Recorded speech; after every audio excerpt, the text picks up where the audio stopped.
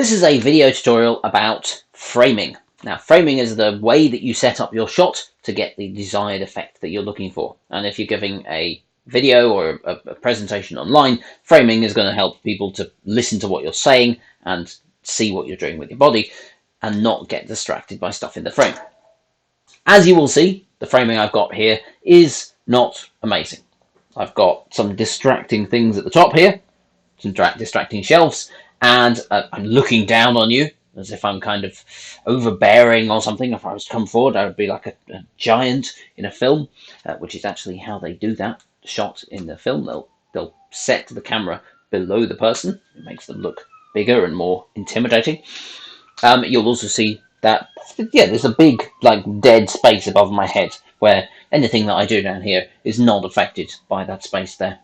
And while this is okay for some particular effects that you might be wanting to get, in general, we're going to be looking just now at getting a neutral framing, what I think of as a neutral framing when we're getting a video or doing an online presentation.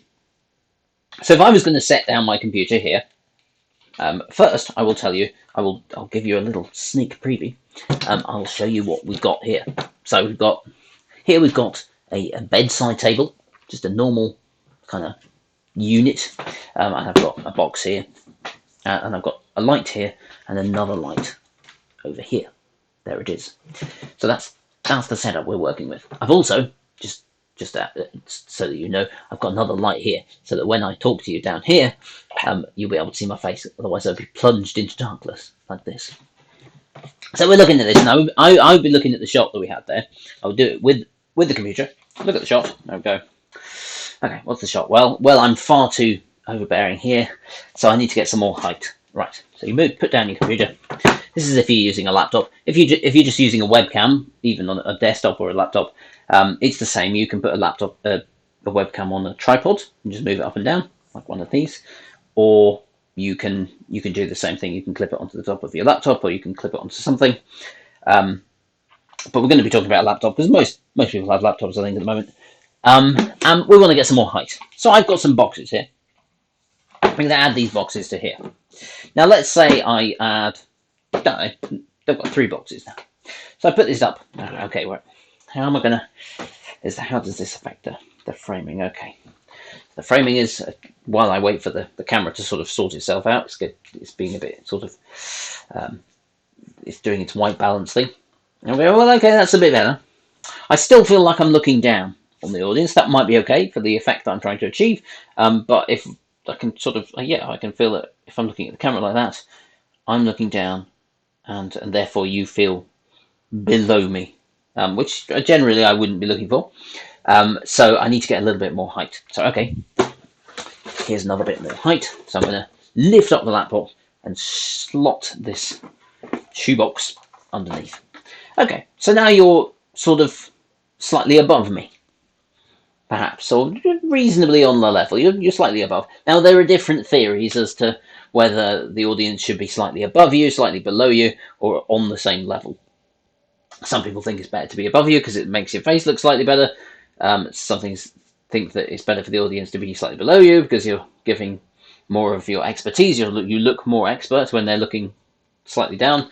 And I generally think if there are such conflicting views, then it must be somewhere around the middle, and it doesn't really matter if the camera's slightly above or slightly below, unless you want to be really kind of tricksy about it. So here we are, you're slightly above me, but pretty much on the level. The camera is just pretty much on the same level as me in terms of eye contact. So we've done that. We're looking at now the framing. As you see, when I step back into my room, I still have this huge bit of dead space on top. So I want to tilt the camera down. Again, if you're using a webcam, that's all right. You just tilt your webcam down. And now I've got sort of this amount of space up here. Now, I usually say you want about this amount of space on top. How much is that? Well, it's a bit difficult to say, really. For me, it's about the size of my nose. So about the size of my nose. So I could get away with moving that down a little bit further if I'm going to be standing back here when I'm speaking. I also noticed that there is a light switch here. In general, you want to get rid of such things if you can, and this is easy. I just twist the camera, the computer slightly, and now there is there is no distracting stuff in the background. So if I'm talking here, you'll see they've got this little sort of nose length space. I don't know whether that's good for most people. You might have a tiny space there, or you might have a giant nose. Who knows? I don't know whether whether it's a universal rule or not, but it seems to work for me. They're about the same length as my nose above my head, and no more. And another thing I like to do is to try and get your elbows more or less around the bottom of the frame, or slightly below.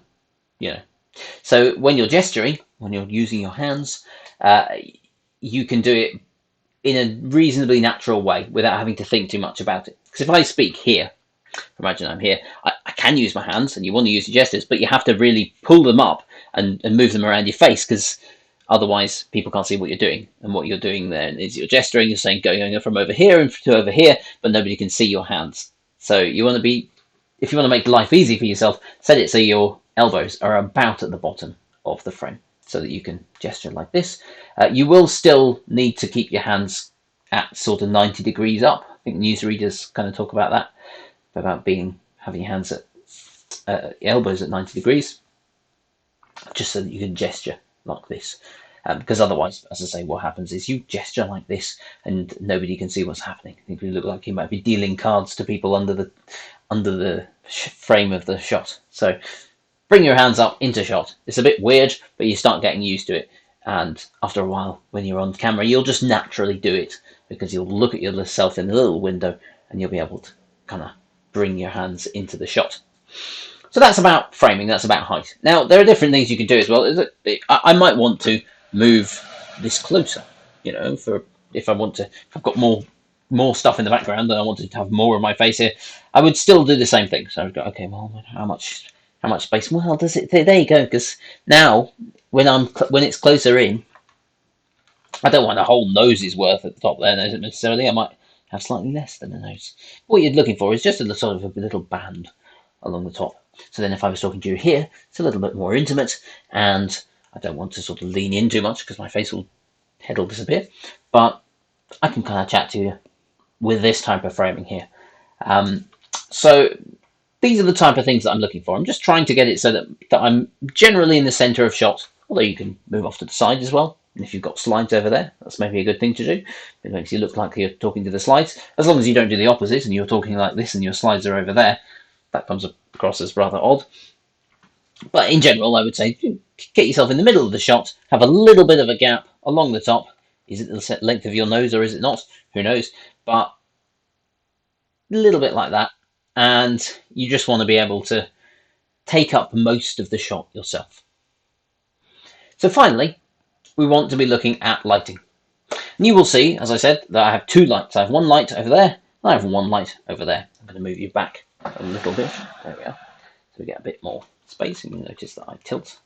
Always, when you move your camera, you always tilt it down to try and get yourself in the middle of the shot. So I've got a light over here, I've got a light over here. Now if I turn off one of the lights, you'll see what they're doing. So, let's find the switch. You get some lights that have handy little remotes, mine does not. So as you can see, one side of my face is lit by this light, and the other side is not lit now.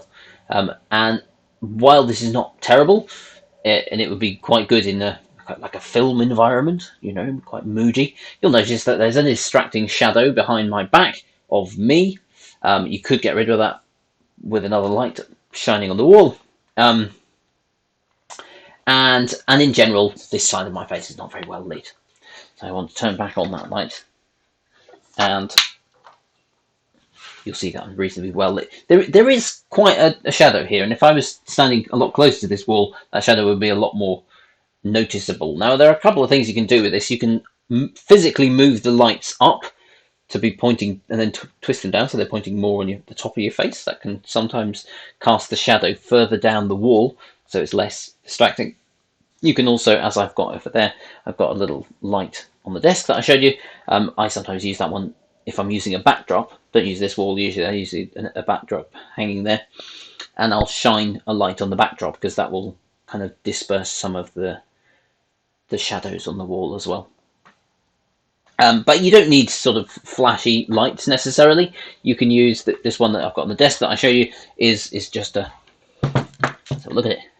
It's just a clip-on light that I got from a DIY home store sort of thing, with a daylight bulb, which I also got from the same shop. You just have to look for one that's called something like bright white or... oh, I just knocked a box on the floor. Yeah, about around 5,000 K is the level. 5 to 6,000 K is daylight, and that kind of shines in your face. And it should feel, when you're in camera, like you're sort of being blinded. Because if I turn these down so that they're not so blinding-y, that's how I can do that. Yeah, so I can turn that one down, turn this one down. You will see that for the audience, suddenly that's not quite so nice. The camera in the resolution goes down. The camera in the computer, in this case, has less ability to deal with low light. If I turn it down even more, this is mostly the light from the room, which in fact in this room is quite good because it's again, it's a daylight one. If I switch it down to 50% in the room, you'll see this is the sort of quality of camera that generally people get in videos. And adding these extra lights is really a good way. Just turn it back up again.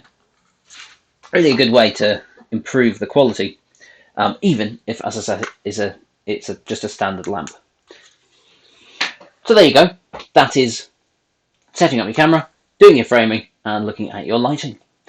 And if you have any questions, just get in touch with me, and I will help you out.